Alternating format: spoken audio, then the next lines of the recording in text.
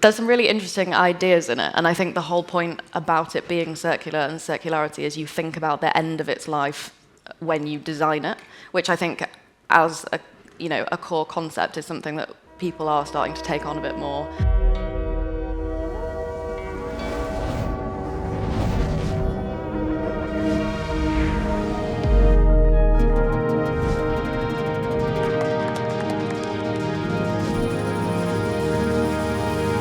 Gemma Styles is a writer, activist, and superstar influencer based in London. She's become a trailblazer for her millions of followers discussing mental health, feminism, and sustainability.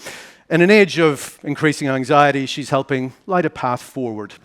Nicki Shields is another trailblazer, a brilliant television presenter, although it's not just TV these days, clearly, is it, for your CNN sustainability expert, the quick-thinking pit lane reporter for Formula E, and the electric car expert on the excellent website electrifying.com, and also a shoe-in should they bring back tomorrow's world. And a mother as well. How are you doing? So, Gemma, Nicki, how are you? Good. Nervous, but good, thanks. Yeah, very excited to be here. Don't be nervous. Gemma, they won't bite. Let's start. So You might. you're a huge deal on social media. The question that struck me, how does it feel to have that responsibility, knowing that, what is it, nearly 8 million followers now? Those people are looking up to you. Do you feel like a sort of unpaid therapist to 8 million people? I definitely feel it's a big responsibility. I think when you have that kind of platform, there's different things you can do with it, and I think the worst thing that I could probably do with it is nothing.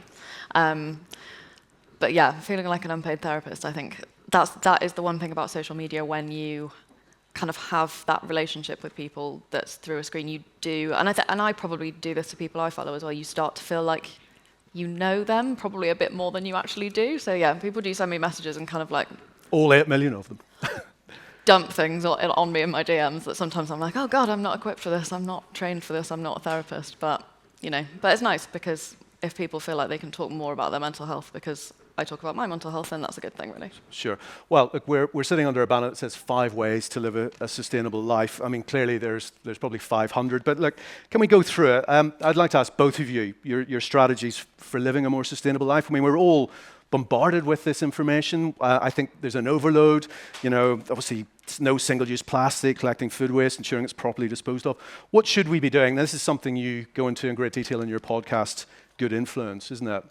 Yeah, we've done different episodes on the podcast about different sustainable things that you can build into your life. So, for example, we did one on food waste, so a little bit more of kind of going into the science of why it's important. And because I think a lot of the time you think, I'm going to go down a rabbit hole on this now, but say, for example, you think, you throw food in the bin, it's going to rot. You throw food in the compost, it's going to rot. And people kind of think, what's the difference? So I think getting experts on the podcast, because I'm not an expert in any of these things, to be able to dive into those things a bit better has been really useful, I think. Mm. Nicki, you told me yesterday that you did films the life of a what was it, a soft drink an aluminium can. Yes, yeah. I did. So I know it gets very glamorous in my world. And actually, it's something that is so apparent when you're at Soho Farmhouse. There are no plastic bottles, and I know it's something that we've talked about for so long, and everyone's quite bored of hearing about it. And yet, you still go into every service station and supermarket, and there are plastic bottles everywhere. And it's quite frustrating because it was actually so simple for like an aluminium can. You can literally, chuck it in your bin, and went to the old recycling facility near where I live, and saw what happened to it, how it's collected, and then how it gets turned into these massive aluminium blocks and turned back into a can. And the carbon footprint in that is tiny, and it's just amazing how it comes back to this kind of circular economy where one object can be basically reused, recycled, and either turned back into the same object, or perhaps, if it's not an aluminium can, it can be something else, of course. It can be used as something completely different. And I think that's where my message comes into play, I suppose, that actually we love talking about, okay, we're going to consume less. Come on. let's not kid ourselves. We ain't going to consume less.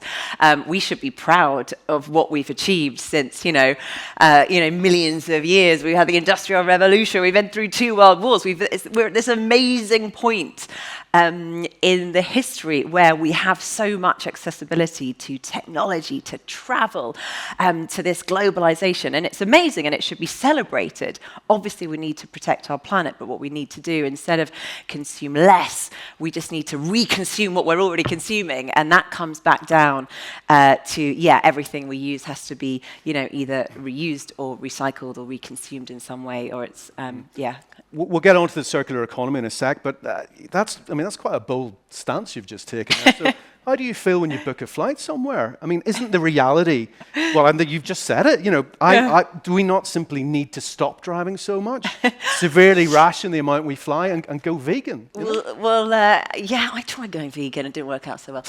So let's move on from that.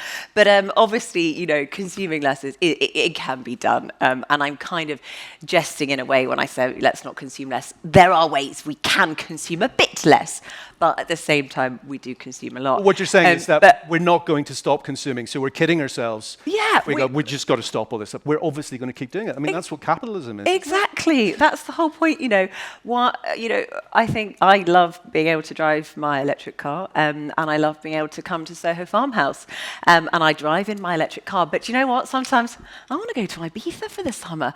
I'm not, I don't want to just go to Cornwall. So how do we basically, obviously, allow for our situation to be net zero carbon? And actually, it's one thing that Formula E has done. We're the first sport to be net zero carbon. And obviously, to do so, you have to do Formula E. You've had to travel the world. And obviously, it's not ideal because there is a carbon footprint associated with it. But what it has done is it's allowed the electrification of transport. Now, transport is basically responsible, land transport, so effectively cars, let's say, is responsible for 40% of the carbon emissions in transport. That is huge. It's much bigger than aviation. Aviation's about 9%. So I travel the world. Yes, I get on a plane and I do Formula E, but there's this amazing transfer of technology from the race car to road, and we've seen that in the history with, like Formula One and with safety, and we've got, it's where the seatbelt came from, for example. But there's obviously a huge amount of technology in the cars on our roads. But anyway, the point is that traveling the world for Formula E allows us to have the car manufacturers to develop this technology in electric cars, and we're now seeing it on our roads. I want to bring Gemma in here because she just shot me a look when you were talking there, and I'm thinking, do we need to change what we consume or consume less? I mean, I do think it's both. I think you're specifically talking about travel. I do think there are instances in which we can travel less. There's a lot of unnecessary travel that happens. I am not going to say, no, never get on a plane and go on holiday, because like you, be realistic. But I think we all want to do that. Yeah, there's definitely, there's ways that technology can improve. I also think there's lots of other industries. Like if you just take traveling, for example, then people need to go places that most of the time isn't going to change. But there are a lot of other areas like clothing, for example, where we definitely can and should be consume less than we are doing. So I think it's a balance. I think this is quite often an issue in sustainability, is that people look at it and look at anyone who talks about sustainability, and if you weren't, born wearing a bamboo onesie and you've never done anything, I don't have one of producing those in your life. Yeah, I just think it's not about, punishment. Get rid of it all, it feels like and you have to be perfect. Okay. And I think that keeps people away from making changes that they can make, and that aren't even that difficult to make, because people make you feel that unless you're doing everything completely perfectly, then what's the point? And I disagree with that. Okay. Well, look, let's get a bit more into the cars. So there's 3 words: electric, digital, and circular. That's BMW's focus from here on in. Let's have a little look at the iVision circular now.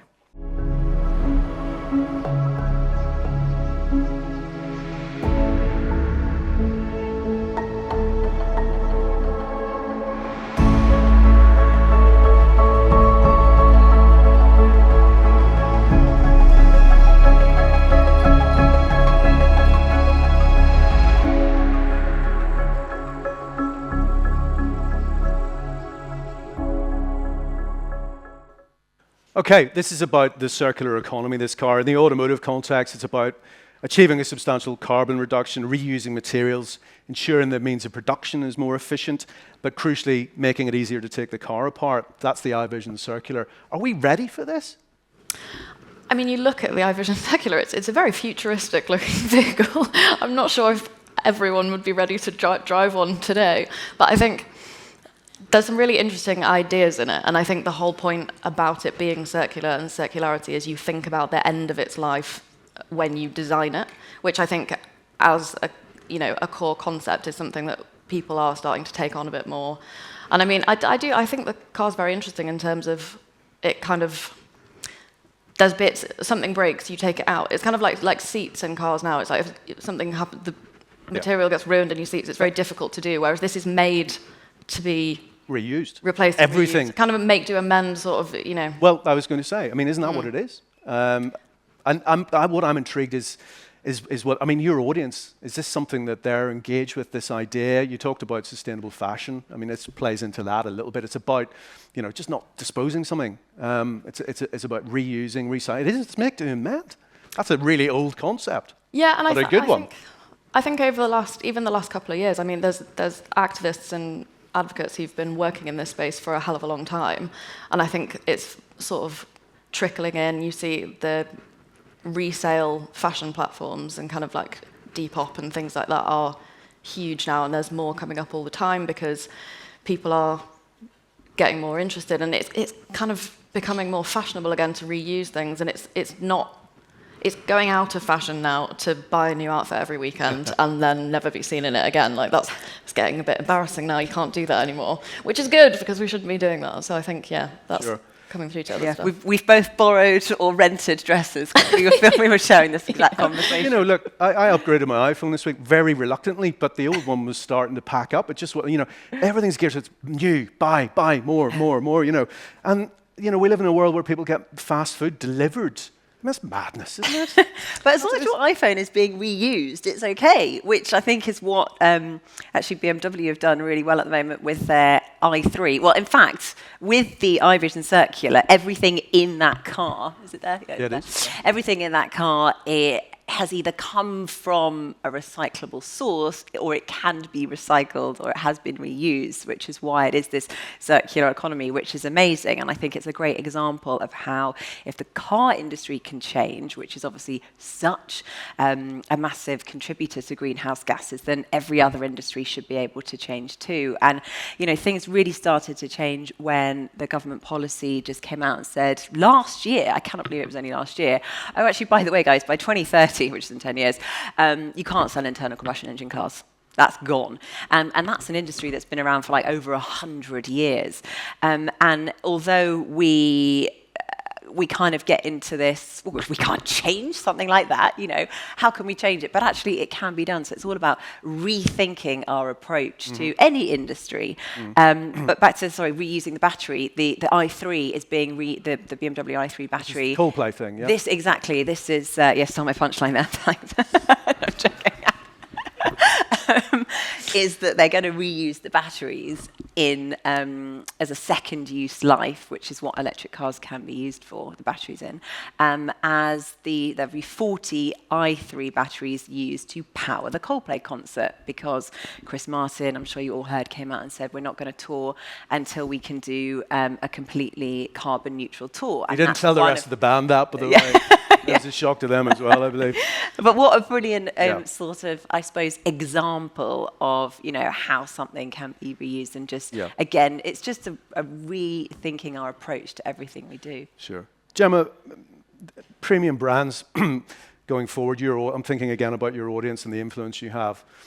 I mean, sustainability is now, it's intrinsic to a premium brand, isn't it? Do you think that's something that's happening going forward? That you have to be that, otherwise you're just out of the game? I think so, and I would like to think so, and I think that's driven by consumers. And I think the way that a lot of us probably feel is that, we would love to be doing more sustainable stuff, and people get a lot of then sort of guilt and anxiety, and they don't know what to do for the best, or they think, if they're not doing it perfectly, they don't bother.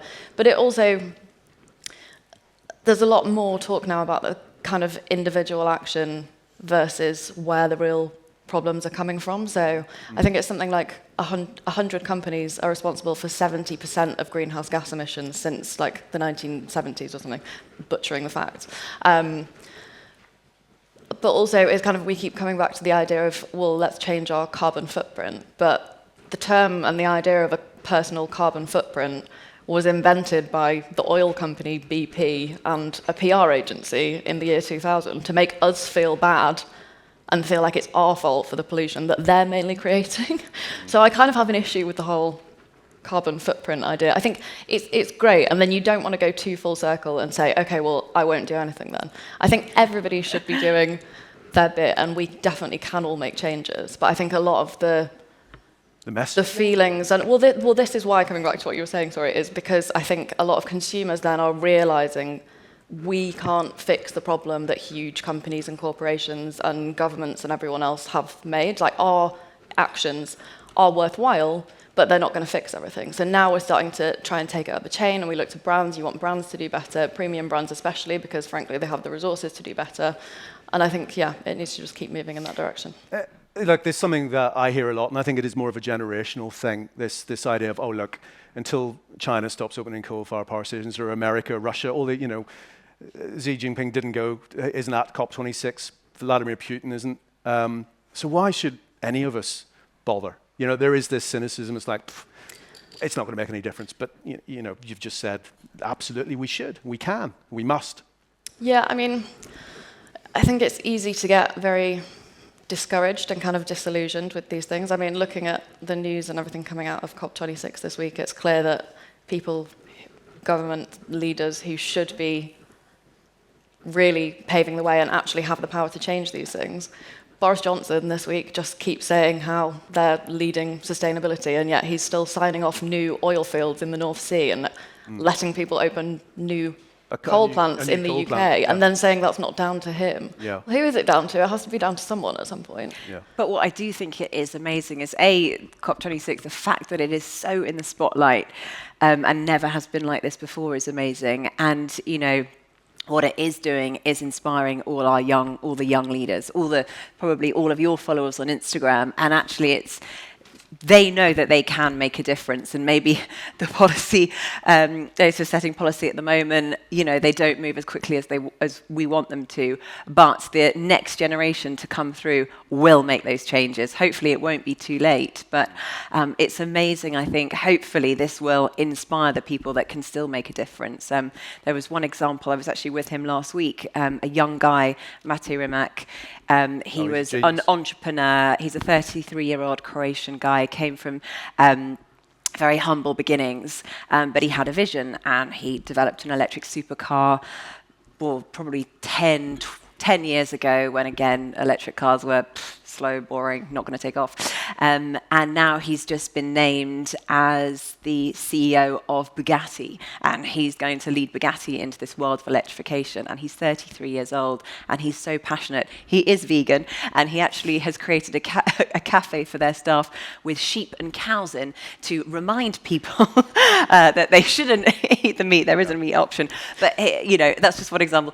The way that they are creating the cars, the supercars for both Rimac and Bugatti, will also be sustainable 100% through and through. And you just think, if a 33-year-old guy can be the CEO of Bugatti and turn, what has been a 112-long-year historic, supercar brand that is obviously known for polluting the air with their big V whatever engines. Yeah. There we are.